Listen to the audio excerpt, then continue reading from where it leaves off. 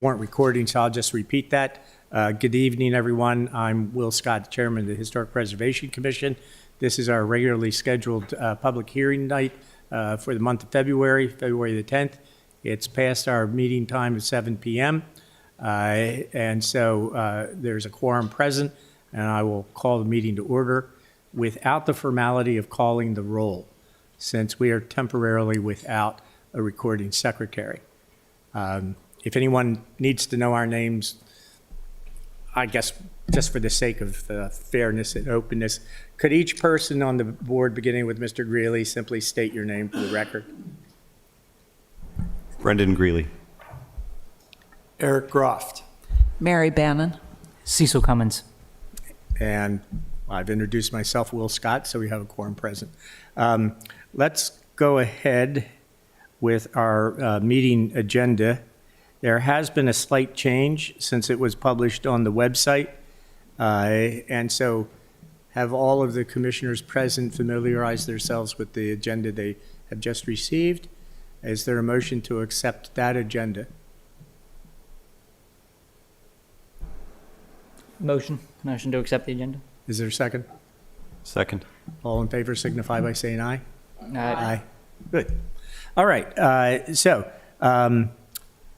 We will skip the minutes for the time being, if that's agreeable to everybody, and come back to them later. Mr. Mr. Tower left the room, so I can't ask him, or can I ask you about new violations? You can ask me, but John might want to answer that question himself. Oh, okay. Would you like me to check and see if I can grab him real quick? Yeah, I think so. Especially if you know he wants to speak to it.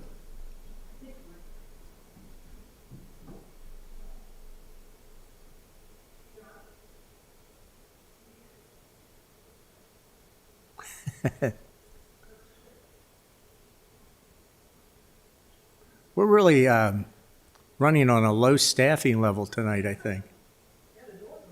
Yeah. Oh, thank you for being here this evening. This is our attorney, Ms. Wood.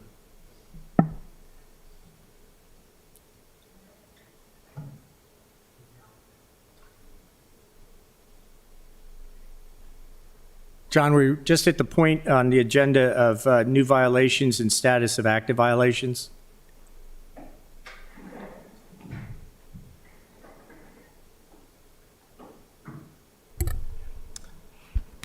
New violation.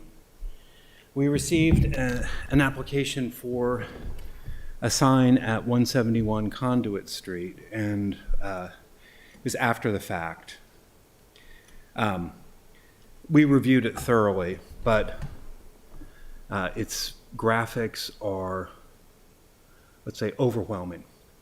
Too strong for the facade, and although it doesn't exceed the available square footage for coverage, the graphics are broken down into separate panes. I think there are 16 panes. So each pane has a little piece of white vinyl on the interior. And the code requires that the minimum amount of graphics be used to convey the business message. And so it was denied. Actual rare denial. So I'm going to meet with the owner or the owner's representative, and we'll see what we can figure out. But this is simply a new era of signs where you can design something with computer graphics. You don't necessarily have to do the old, let's hang it outside the door, and you can affix it to the windows. This has happened before, and in each case where it's over the top with graphic design, they've been installed prior to any review. So there's another one on Market Space which is being reviewed, which we walk by, and I'll see how that's working. And then nothing, nothing major. We're working on a porch redesign on Duke of Gloucester Street. And then at the end of the evening, I want to get into a short discussion about utilities. Okay, thank you, I John. do have a question actually on the signage thing. So when you think about like window clings or vinyl on interior of a window, it could be classified as temporary or, not an exterior signage. How does what are the rules around that? Where is the line drawn for the definition of a sign versus decor? I don't even know what else. Well, it's a good question, and I'm glad that that part of the code is in place because it says specifically that the minimum number of graphic elements should be used, and in this case, we're talking about a dozen clams and a couple of lobsters. But that's for something that's interior that can be seen from the outside Yes, as well. well, so signs that are in the interior of businesses that can be seen from the exterior are also regulated, not just by HPC. I accompanied the staff when they showed me this particular site and a couple of the others that are creating this concern. And they're all attractive. They're all well done.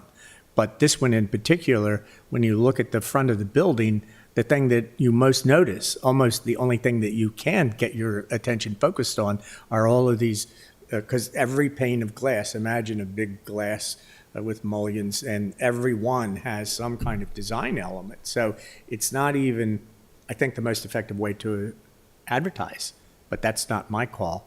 But in this case, we have code guidelines that are applicable.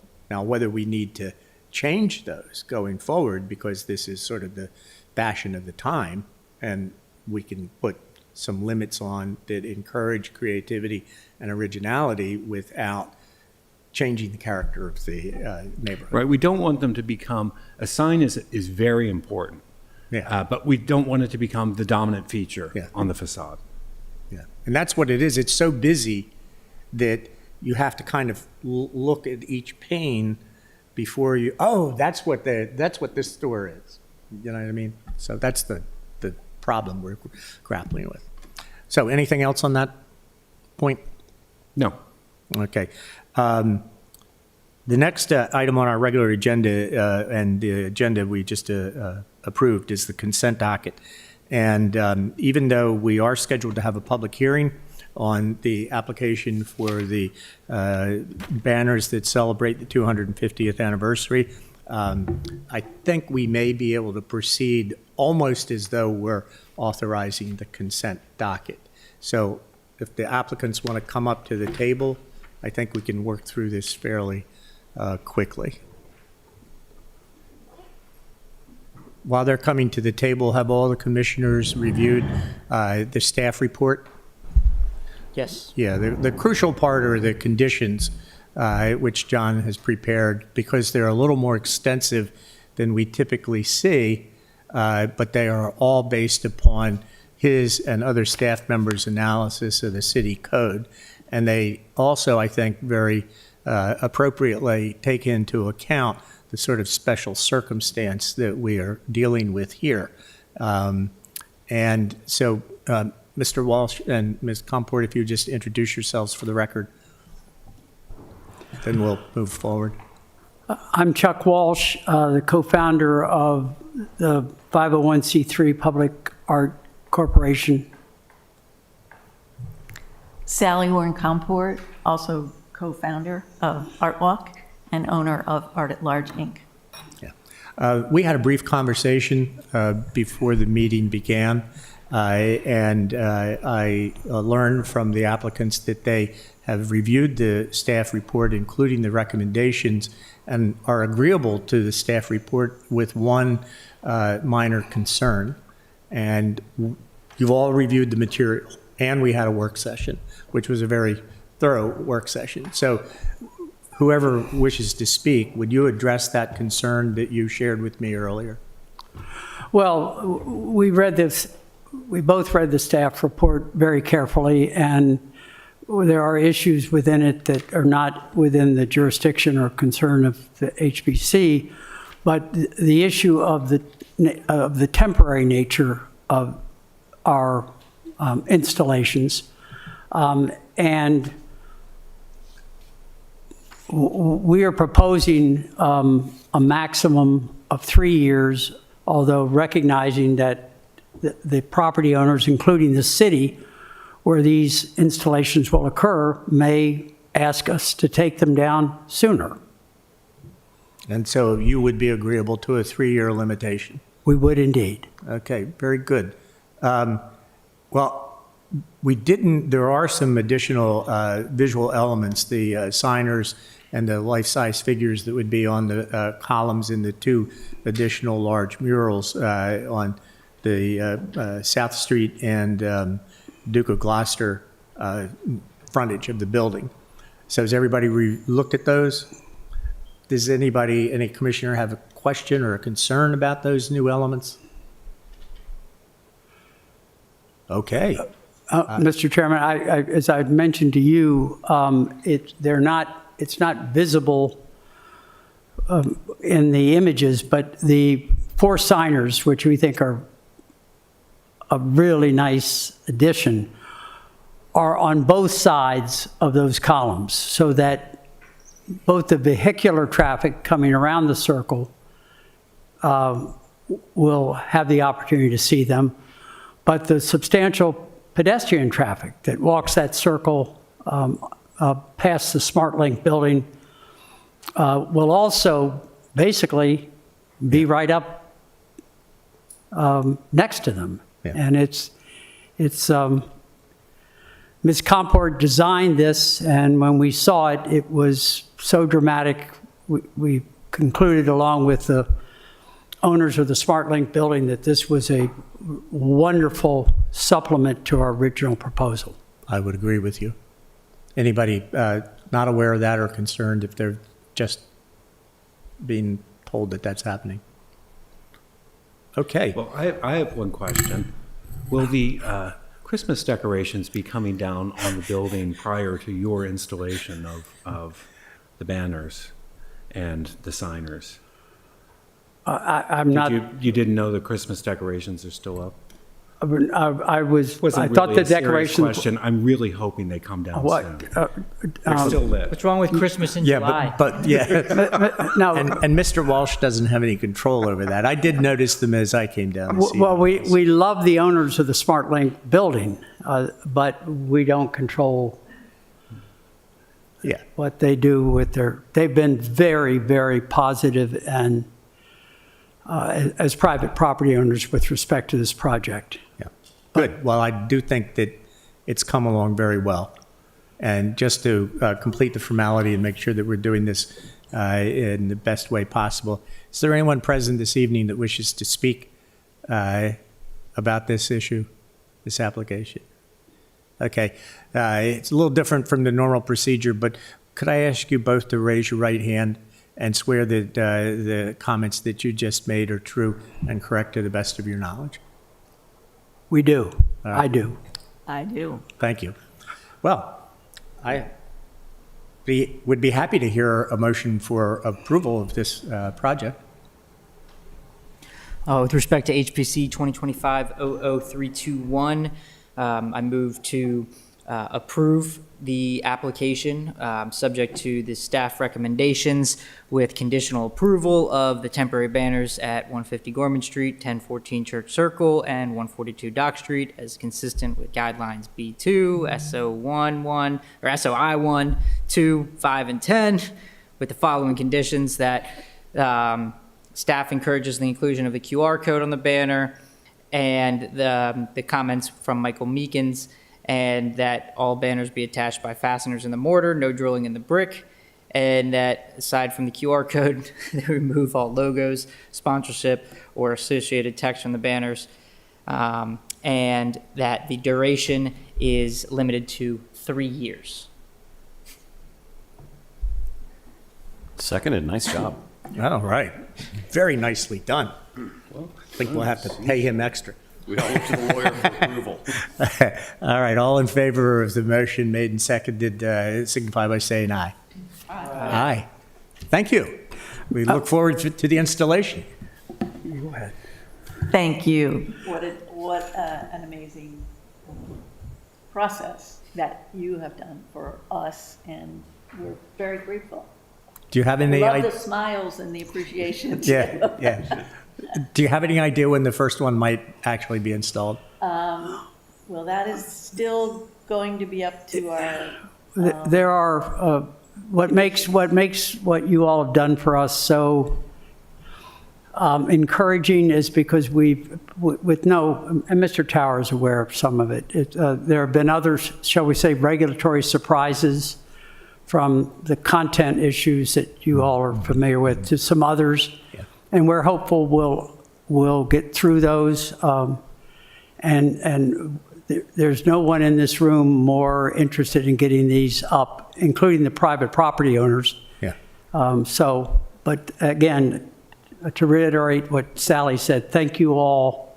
It has been really helpful for you to be so constructive. Good. Well, for me, I just encourage you to go forth and prosper. So let me say, just as a note, for all of the conditions, they can come to staff. You don't need to come back to a public hearing. You just work with us. Yep. Okay? Very good. Thank you. thank you. Okay. I could not get my printer to work today, so I have to go back to my screen here, fiddle with it. Any new business, John? This would have fallen under the heading of announcements, but there is an interesting development for all of you Historic District Preservation Commissioners. There is surveying currently underway to look at a study, to create a study to make Duke of Gloucester Street two ways. What? Oh my God. Right. I thought it might surprise you a bit because it certainly surprised me. Well, like eight or 10 years ago, when they first started doing the big community meetings for City Dock, like not the original, but the first big ones, that guy that came from like Sweden or something like that talked about the traffic patterns and said Duke of Gloucester should be two-way, and I never heard anything since. Well, it's He back. was disappeared. He's guiding from Sweden. I don't know. And what I'd like to say is it was spoken about 8 years ago. It should be spoken about again. There needs to be community outreach here. I've recently had a lot of very emotional calls from different people who live in the historic district, and this one was especially emotional. He said, "I can't believe that. I can't believe that this is happening. That they're surveying. I've gotten no heads up, no idea from someone who's lived on this street pretty much all of his life that anything is happening here." And you think, okay, well, let's see, who else might you want to notify? St. Mary's? Did you tell him it was just a study to prepare for a study to prepare for a study? Do we need to spend the money? Where would you turn from Compromise Street onto Duke of Gloucester Street? For the times the compromise is closed, from somebody coming from the other side of Annapolis on that bridge, that might actually be nice because they don't always put up the signs. Well, there's a point. There's a point. If City Dock were flooded, of course, we're going to fix that. So, and then the next question would be, okay, so St. Mary's isn't going to change its pickup and drop off. So I think that even if it were two-way, it might only be possible for it to be two-way at certain times. Maybe we should expand the whole road. Well, and honestly, that is what the person who called me was so worried about. Oh, no. He's like, "Oh my God, Well, we're going to lose our sidewalks." while we're talking about this, I think most of you know that Main Street used to be in the opposite direction. It was two-way. Yeah, and I swear that old-time Annapolitans, people older than me that have lived there their whole life, told me that Duke of Gloucester used to be either in the opposite direction or two ways in the past at some point. So, We could just turn Duke of Gloucester into a bike lane. well, I think we could solve 50% of the problem with Duke of All Gloucester. three of the bikes that if go there down. weren't people lined up with their big SUVs to pick up their children. I walked to school. I walked over a mile to school. So I'm invested in the outcome Uphill of this, both as ways. we all are, but is this, what part of this comes before HPC? Well, I think that we have to require a presentation. I think We should do. have a presentation, I think that. but I don't think we have any approval authority Yeah. unless they start tearing something Well, up. actually, we will have approvals, and it will come in this form.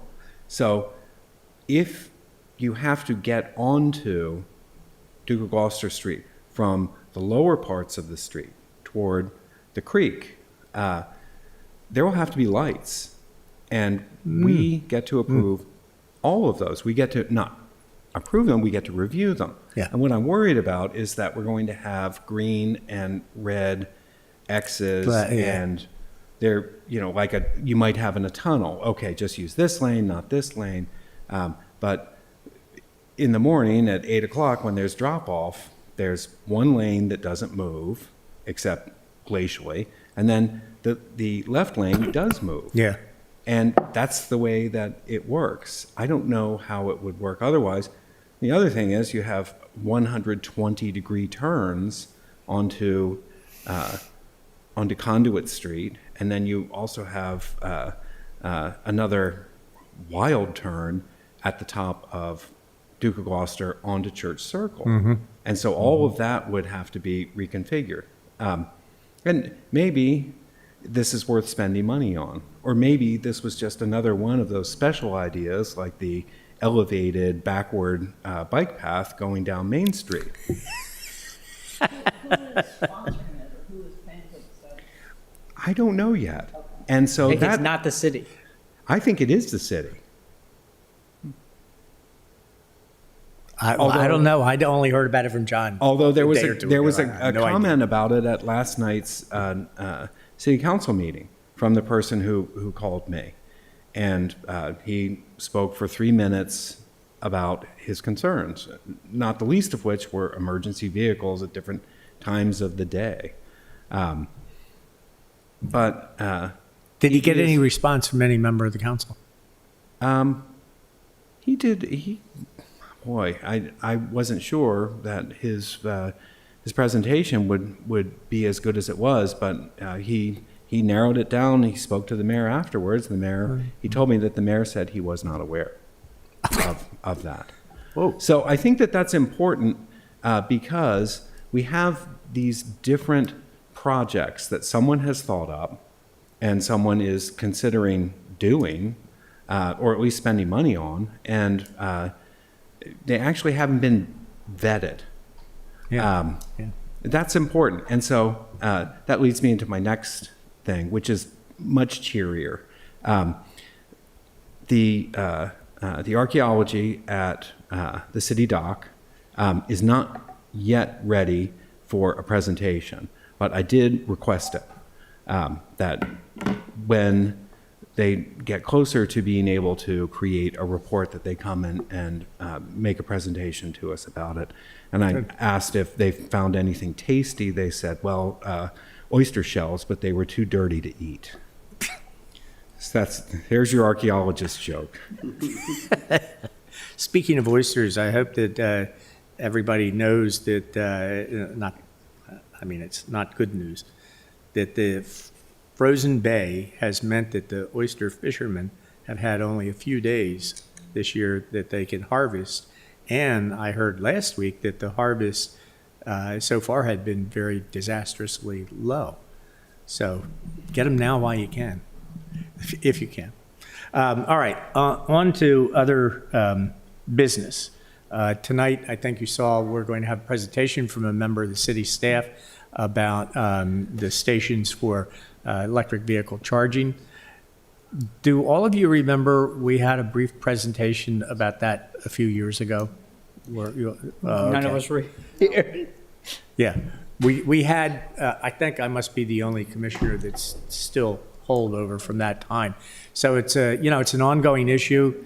More and more people, even though I guess there's been a little slowdown in electric vehicle sales, there are a lot of them on the road. People want to have access. It's sort of a necessary utility in our modern world.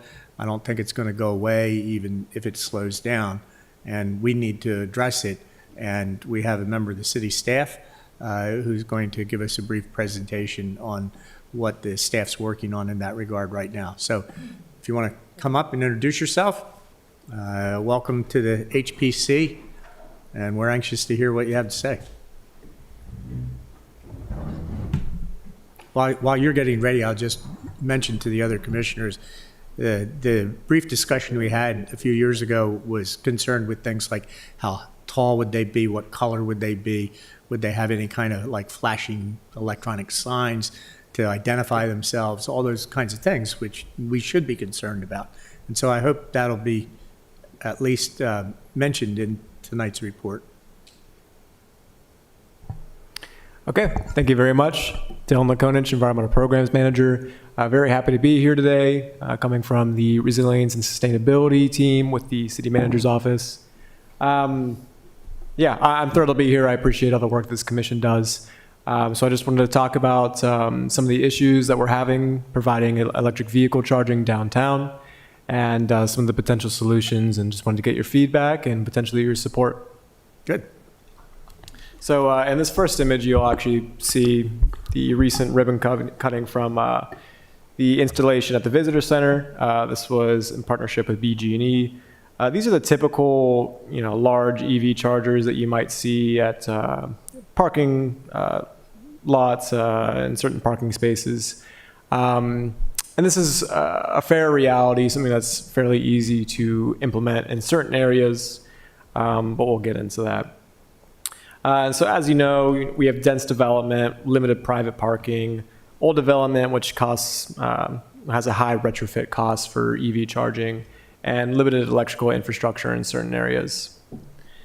And EV charging companies have explored ways to get around this issue.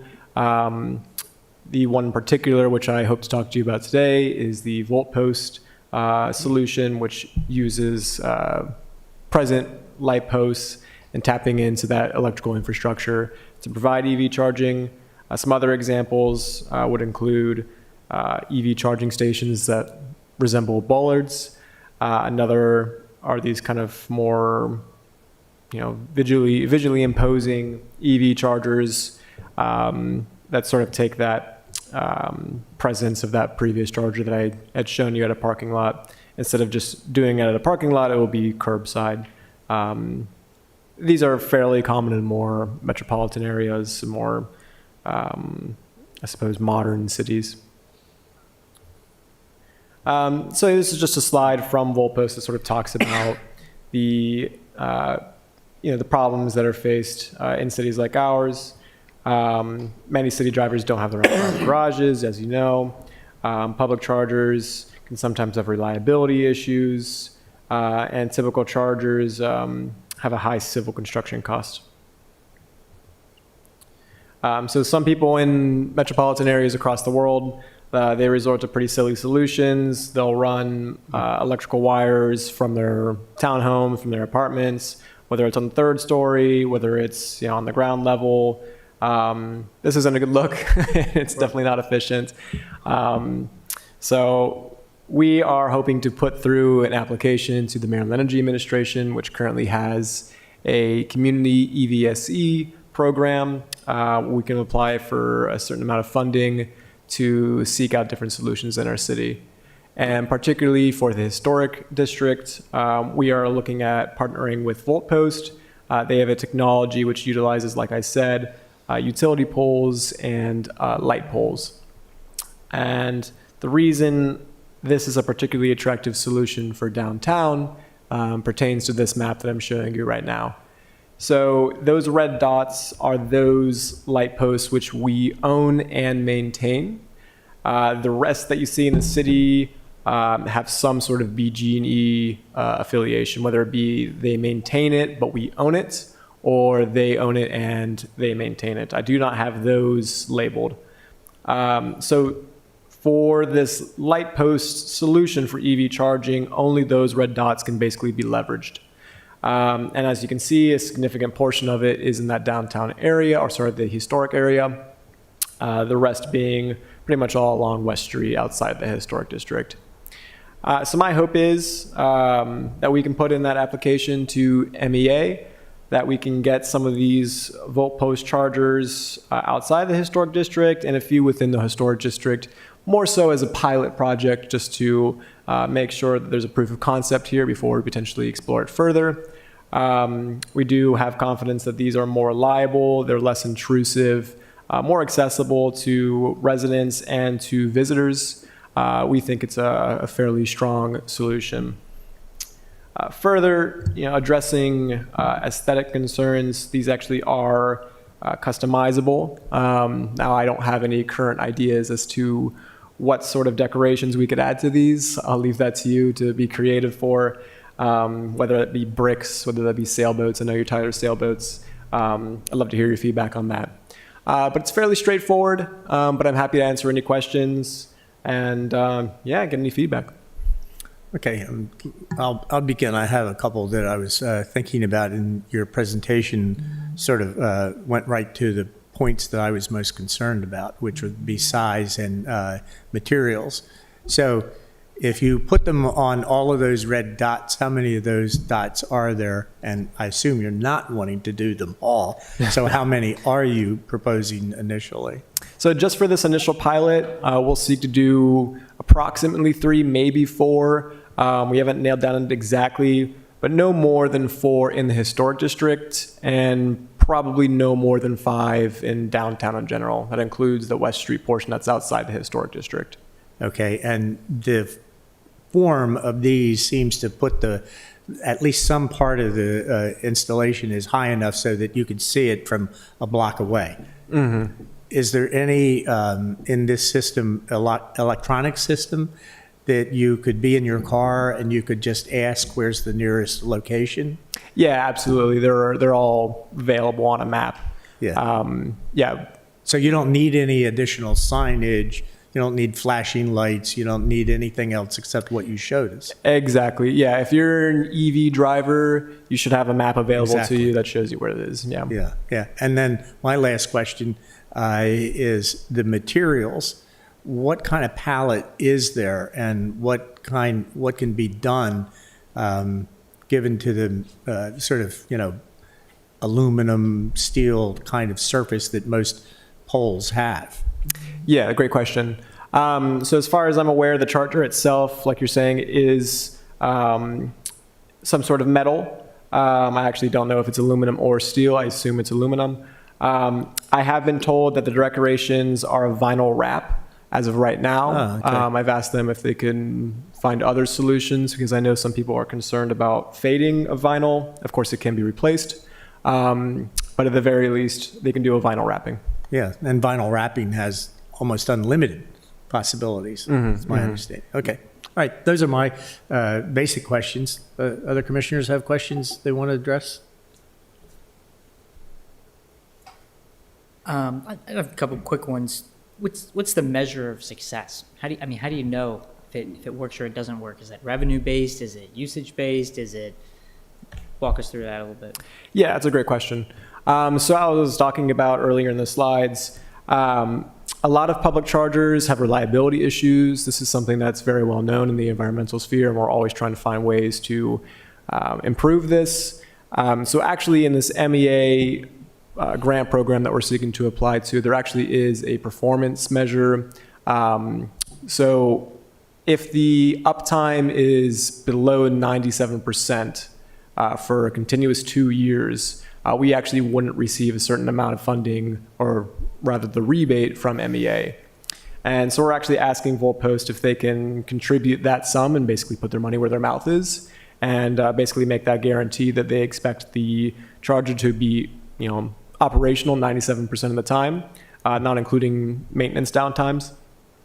The other thing is how many people are actually using it and how diverse that audience is, and how effective the charge is. So different chargers have different capabilities. You know, a DC fast charger, you know, might charge your car in 30 minutes. Level 2 charger might do it in 4 hours. So how quickly people are able to, you know, get their car charged, and, you know, how long people are basically hogging the charger. Those could all be different performance metrics that we will be tracking over time. And on the cost thing, it looks like the cost is borne by Voltpost or potentially through some funding programs. If it does not succeed, what's that burden of cost and where does that fall? Yeah, that's a good question. So upon installation, MEA, well, if we're successful with our application, MEA would provide the city at least 90% of the cost to install these. And then, yes, we're working with Voltpost to ensure that that extra 10% is guaranteed to us. In terms of maintenance costs, that would be on the city. There are different financial models that you can leverage with EV charging. So, you know, we're continuing to have discussions about that, where maybe we wouldn't necessarily have to take on the maintenance costs based on the revenue split, but we'll ultimately choose what's best for the residents. With that response as well brings up the question of, you know, a competitive process. You know, I don't know anything about these companies. This looks, you know, like a great presentation from Voltpost, but, you know, would there be an opportunity for an RFP to go out to other companies and providers of these charging stations where, you know, the public will be able to see which one has a better revenue sharing model, a better maintenance model, et cetera? Yeah, absolutely. I think when it comes to those chargers which we're seeking to install outside of the historic district, a competitive process would be the most appropriate way.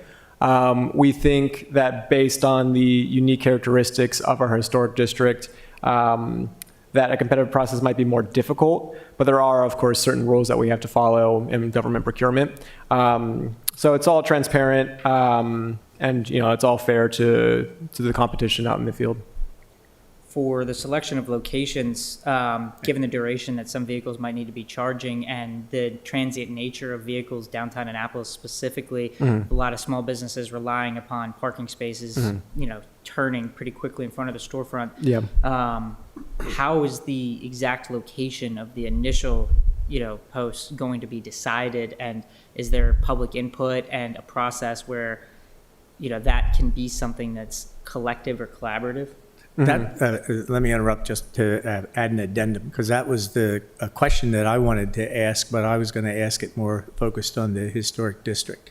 If you're only going to plan on 3 or 4 within the historic district, what priorities would you have in decision-making that would reflect the value of our historic infrastructure? Like, you're not going to put one in front of the Baker House, I hope, even if there's an appropriate light standard there.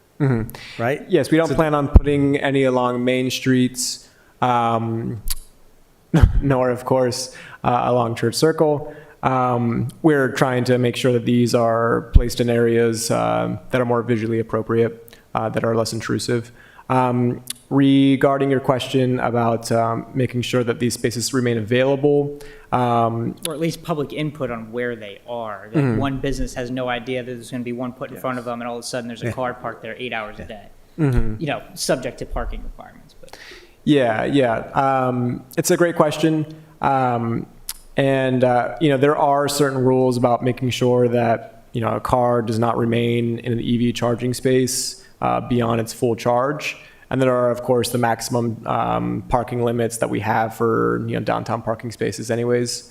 But we want to make sure that these EV chargers don't essentially eliminate those spaces for non-EV cars. So it's going to be an issue that we'll have to monitor over time. Again, this is a pilot. So, you know, if that does become an issue, maybe we'll have to move the charger. That's all within the cards. You know, that's part of being a pilot. You know, we want to see how it works in real life. You know, there's certain variables which we can anticipate, but we won't ultimately know until we get them in the ground, or rather on the post. And then my final question here is, you know, I doubt that a few test, you know, charging stations is going to really impact our energy infrastructure, but given the amount of red dots and, you know, a trajectory here, is there studies on that energy infrastructure and the impact that it has on the community? I mean, given that Maryland has some of the highest energy costs, you know, I'm just curious about. Yeah, it's definitely a good question.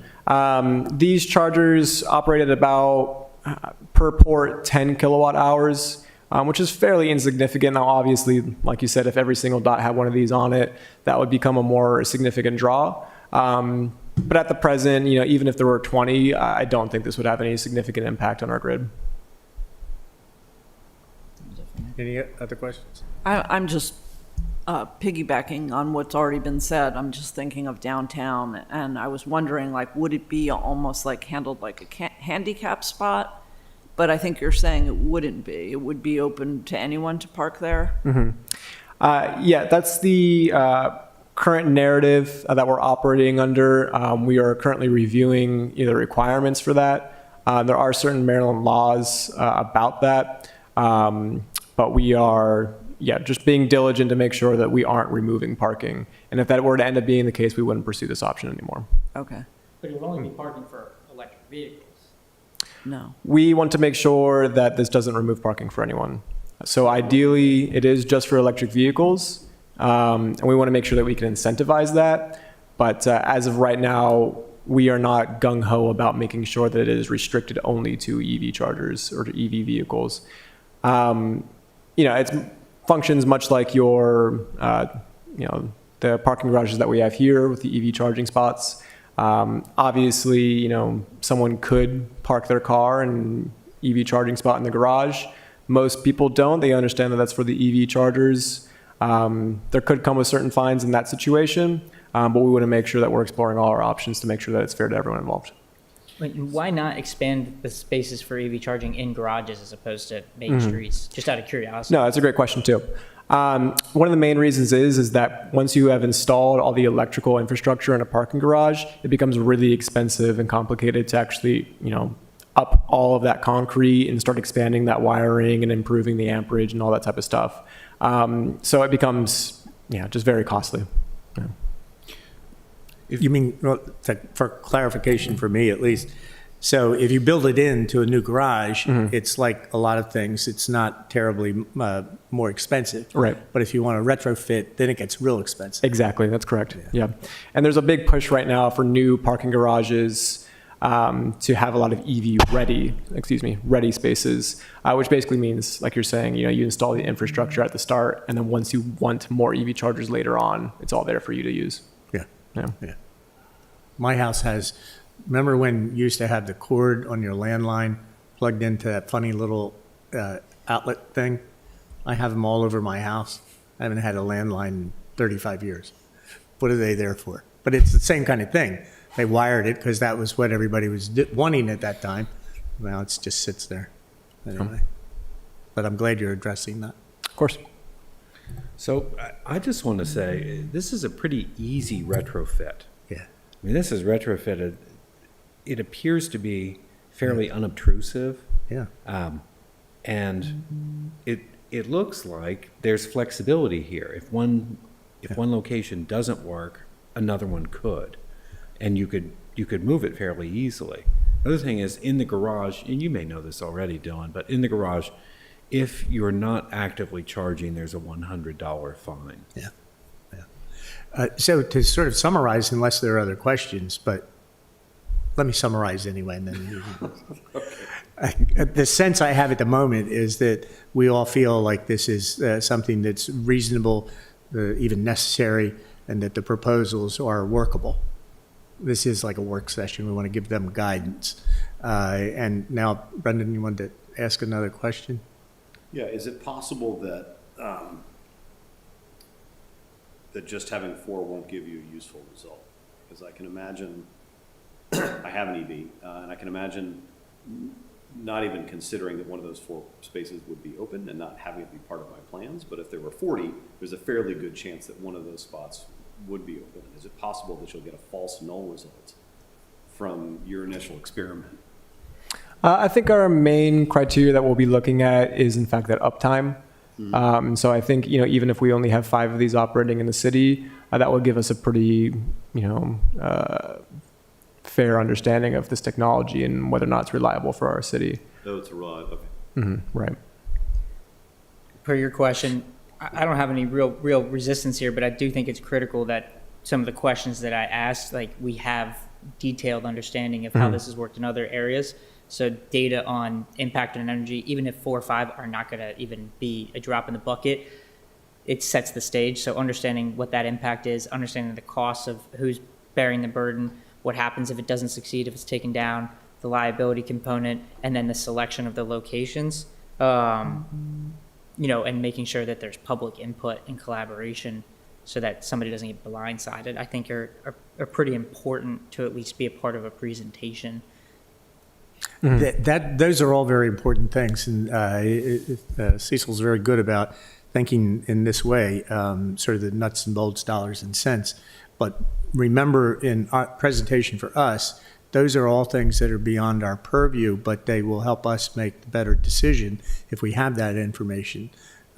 We don't want to start a process that actually has a negative impact on the historic district, even if that's not our, codified review process or review criteria. No, it's very reasonable. Yeah. Anything else?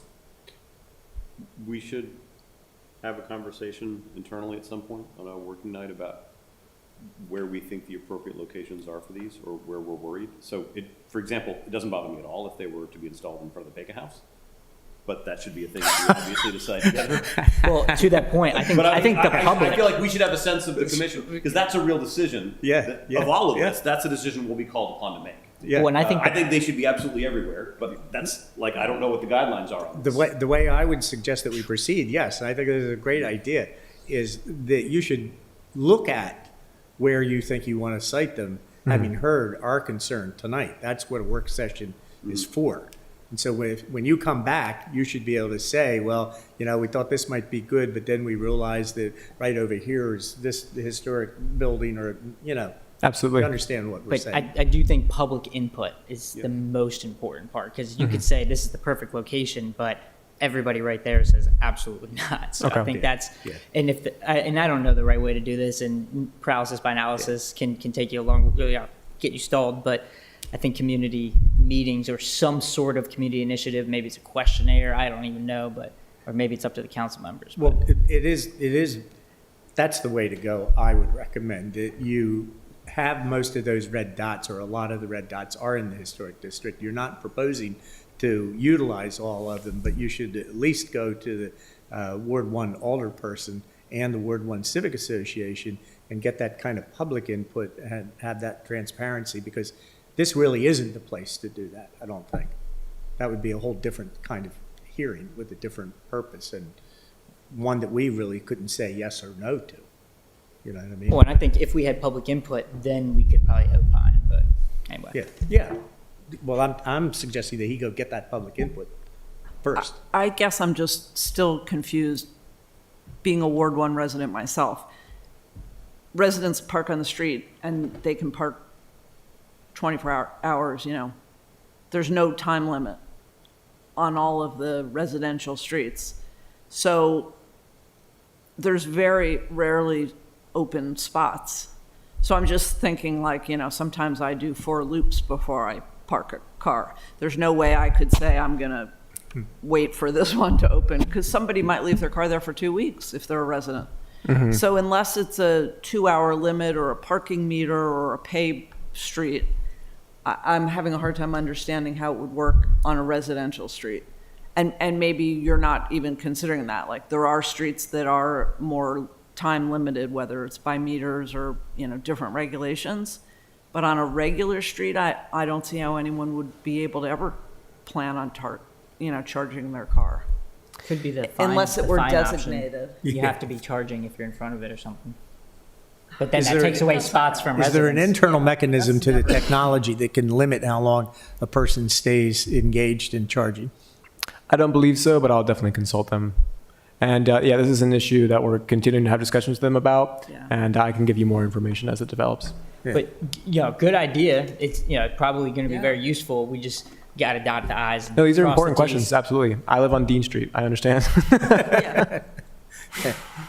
I think it's great. I just think the chance of you saying, oh, I'm going to go pull into this spot, good luck. What's your address again? That's a good question. Yeah, I want it right in front of my house. I live in the suburbs. You can put them up on every other one. Okay, well, I think we've kind of covered this pretty well.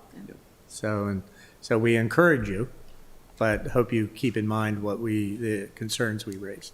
No, absolutely. I appreciate your feedback, and I'll try to get you as much information as I can over time. Well, thanks for a nice presentation. Thank you. Thanks, Dylan. I don't think we have any other business tonight. Go home and keep warm. I want to start a discussion. Just something for you to think about. And this was actually part of it.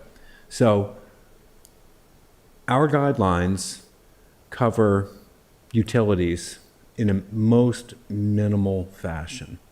But it's coming up time and again.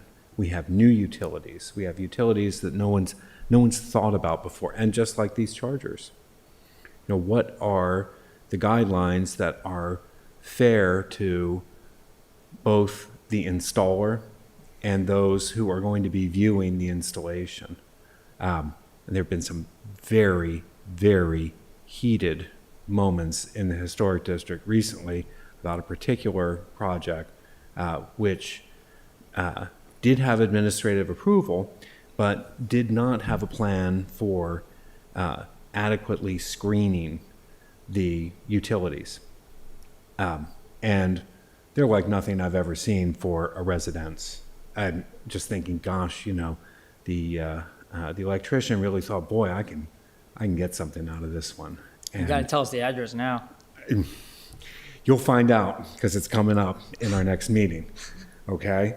But what I'm suggesting is that part of our guidelines needs to be addressed. It needs to be looked at. It needs to be changed. We have, or at least I have, wireless communication cell towers I can't stand in this district. We were promised the world. We got the equivalent of a black eye. And they're terrible. And this is all over town because utilities are growing in size and also in number, not less. So that's why Dylan's presentation, I think, is like a breath of fresh air, because the first picture he showed was of a charging station. I think there are two chargers there, and it is gargantuan. Yeah. It dwarfs the people who are standing next to it. Yeah. That's from BG&E. Well, and that was It's typical. 8 feet tall. That was typical of what they showed us a couple of years ago when this first came before us. And, it was just out of scale. It was really not, this was a great improvement. Much less physical size, visual impact, all those good things. But, you're right about us needing to address this, but I don't think this is something that we can address without information brought to us through the staff. We're going to work on it. It is not worth the heartache that it is creating to not address it. Yes. People are, over a period of years, things have grown in size, and to me, it's just amazing how many different HVAC units a 3,000 square foot house can have now. And sub panels, you're thinking, who came up with this idea? Oh, well, the people who write the code, who manufacture the parts that Yeah. you're going to need. And to my favorite, meet code. natural gas connections. They're the devil's playthings. Well, so we need to address it. It's going to come up in the next application, and for good reason. Biz and I will work on that along with the other things that we're working on for materials. But I think that this is one that is really Good. on the front burner. Yeah. Leaving us full of anticipation. Motion to adjourn. Seconded. All in favor, signify by saying aye. Aye. Aye. Adjourned. Thank you all.